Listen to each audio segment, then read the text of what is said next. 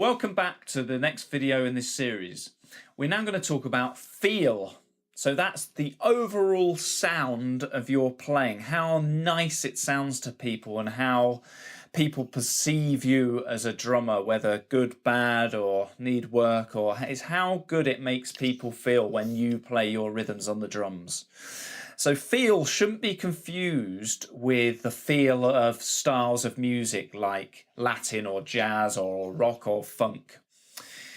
Feel can only be improved really by getting on the drums and playing for hundreds of hours and playing with different bands and playing different styles of music and playing at different speeds and different volumes.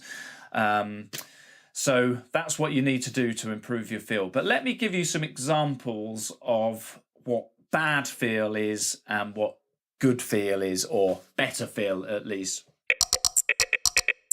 So I'm going to play 2 bars of sort of stiff, bad sounding drumming and 2 bars of hopefully better sounding drumming that feels nicer, and hopefully you can hear and see the difference. So we're going to use a click at 80 beats per minute for this.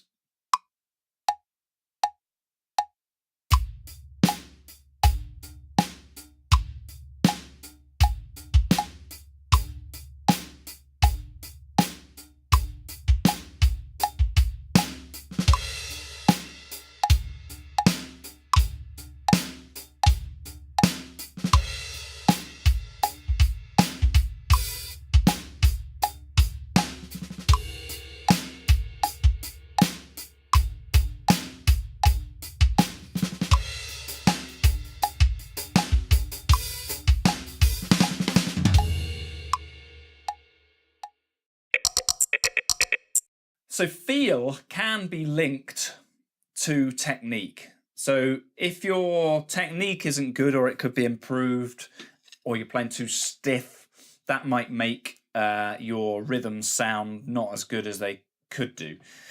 So if you haven't already watched my video on hand technique for drummers, go off and have a look at that. But basically you want some sort of fluidity in your hands.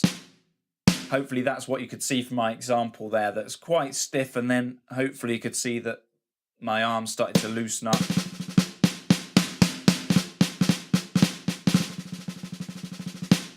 So this probably, or the improvement you'll get in your technique, probably comes down to some rudiments, playing to different speeds and just having a good warm-up routine. Let me play to that click again at 80 beats per minute, and let me rush the click a little bit, and you'll feel sort of how awkward that sounds. So that click is like representing either our bass player or our band as like a substitute band at the moment. So yeah, see if you think rushing the click sounds good.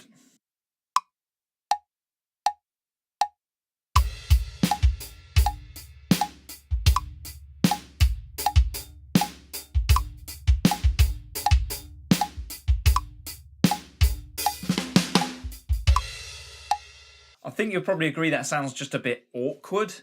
Let me play in time with the click, hopefully.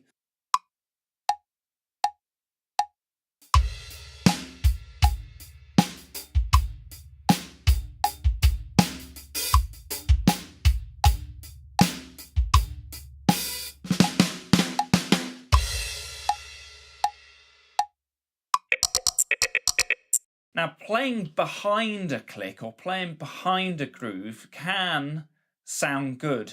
If you listen to a lot of sort of R&B or some funk, they call that sort of sitting back on a beat, and that can be nice. So say the bass player might be slightly in front, or the drummer can be slightly in front of the bass, and that can add to this weird phenomenon of feel and what's good and what's bad. So I'm going to try and play just slightly behind the click now. Not too much, but just slightly.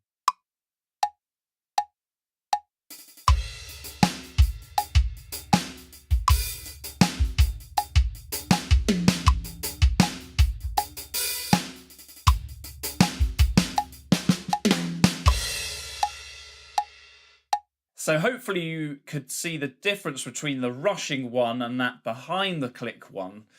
The behind the click one doesn't feel as anywhere near as awkward, does it, to the rushing one? So that doesn't mean to say I'm slowing down. I'm not like getting slower and slower and slower.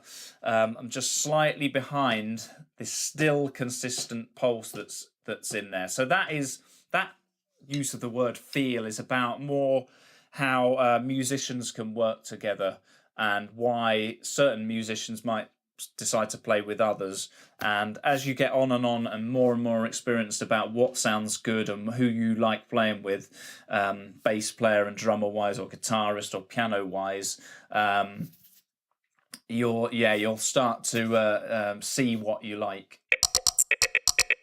So I hope that video on feel, not to be confused with any of the other words of feel, like styles of music or swung feels or anything like that. But yeah, as I say, it's a difficult one really to explain until you really get involved with it and you start getting into music more. And as I say, putting lots and lots of hours into your practice. So shoot off now and go and do lots of practice and get on those drums.